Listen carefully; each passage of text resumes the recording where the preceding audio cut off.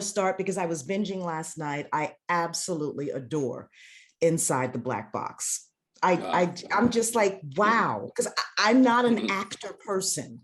And it related to me on so many different levels. So very quickly, I want to go through some of those levels, but I want you to start by telling me why. Why Inside the Black Box and why now?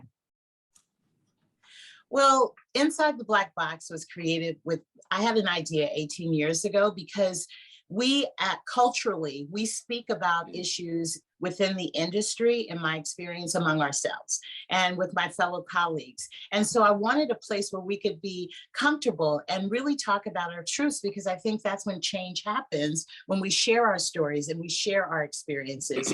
And then it just felt like this platform where actors can come and be themselves and authentically talk about hurdles and obstacles that they continue to incur in 2022. And it also, which it's turned out, and this is something that Joe and I really wanted, we love actors and we're advocates for actors. And so since the show has premiered, there have been casting directors that have reached out to me specifically to cast some of the actors in the show. And one of our actresses, which you see in the reel, her name is Jaleesa Capri, 2 agents reached out to me for her yesterday.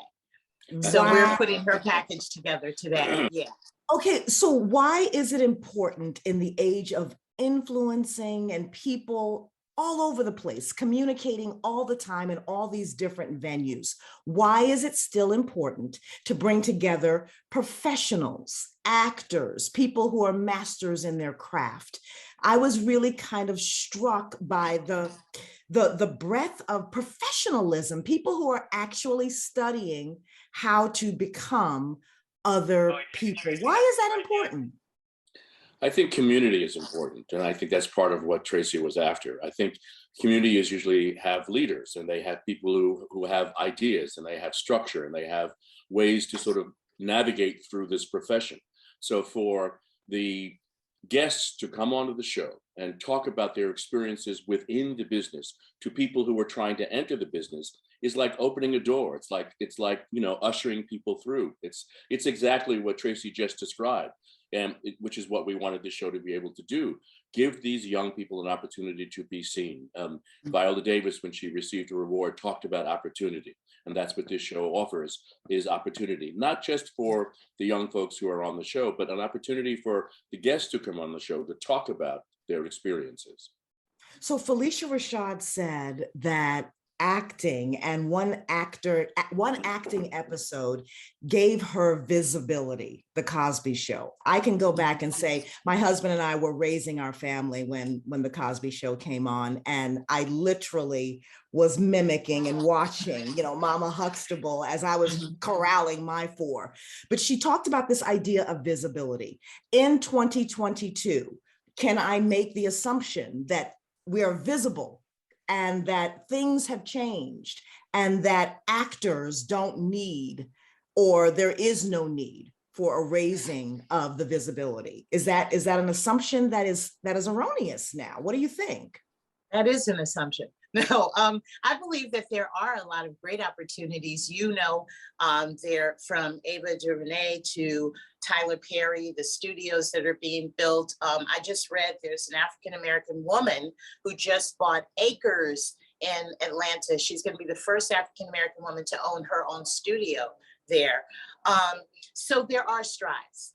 However, when you think about budgets, I just cast a film about 6 months ago, and Tobias Trevelyan was in it, who was on our show. We were struggling. They were struggling with this budget in Puerto Rico. Why are we still struggling with budgets? Why do we not have people of color in green light positions? Why can't we tell more of our stories? And recently, some of my students didn't even know about Tulsa. until CNN had a special. They didn't even know the history. It's not in history books. So why would we really know about it? So we need to bring more of those stories forward. We need to have people in positions of power that can move things along. And I think that we are beyond proving ourselves. I think from Black Panther to Tyler Perry owning, opening up another studio and Will Packer doing the Oscars. I think that there are strides. However, are we on the same playing field? Do we get a seat at the table? Those are my questions. And these are the questions that constantly my colleagues, we talk about, and also Joe. And so this is just a great forum for all of this and for other people to recognize that as well. I love it. And I loved it as a non-actor. And I'll tell you why. There were so many teachable moments. I'm a businesswoman. I'm a professional. I'm a mom. I'm on my own stage every single day. So tell me, why would a master class like this, like Inside the Black Box, how could it be applicable to those of us who are just doing life every single day and need to understand a little bit more about how to present, how to be on our own stages, how to receive from people who are professional in it? Is there any correlation? Oh, absolutely. I mean, I think, thank you for calling it a masterclass, but a masterclass implies that we're just teaching about acting.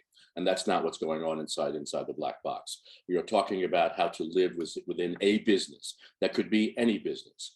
If you want to be a carpenter, you have to learn the tools, and you have to learn about wood, and you have to learn about all kinds of things, environment and weather. So the only specific is that this is entertainment. But the universal is it could be any business. If you have any business, you want to be able to mentor young people who are coming into that business so they know what paths to follow and what paths to avoid. So they know how to look at themselves. Tracey talks about that all the time. You are your greatest uniqueness. And that's very important. Otherwise you begin to think like, I think Felicia at one point talked about the in-between times. You begin thinking, maybe this is just not the business for me. Maybe it just doesn't work. But that really may or may not have anything to do with anything. You're just in a lull. So you take care of yourself, you take care of your money, you take care of whatever you need to do so that you can move on to the next beat. Wow. So I'm sorry, go ahead. Oh, no, I was just going to say, and you never give up. It's funny. I have this moment with Joe right before our first show. And I said, Joe, I'm not asking you this, but I'm kind of asking you this. Why are you still here? 6 years, 6 years, right? Do you remember when I asked you that? And I was like, I don't want the answer. But Joe said, because I believe in you, Tracey, and I believe in this idea. And so when you have that type of partnership, and when you have, I think both of us are brave, because no one else is doing this. We decided Inside the Black Box was going to be the vehicle for us to, share our stories, showcase actors, talk about the disparages that continue to happen in this business. And so it turned into Inside the Black Box. And I'm just grateful that Joe never gave up. He never gave up on the idea, and he never gave up on the dream. That's a perfect example. But that's also part of what the show is about, right? The show is about patience and perseverance. It took 18 years for Tracey to get this idea up on its feet and in front of the camera. But 18 years, Marquand Smith, the same thing, 18 years to get Godfather of Harlem up on its feet. I know it took The Cosby Show 6 years for it to get up on its feet. So all of this really does take patience and perseverance and belief. If, anybody, I think Denzel at one point had a group of students, and he basically said, anybody can have a dream, and that's great, but a dream only comes true if you work at it.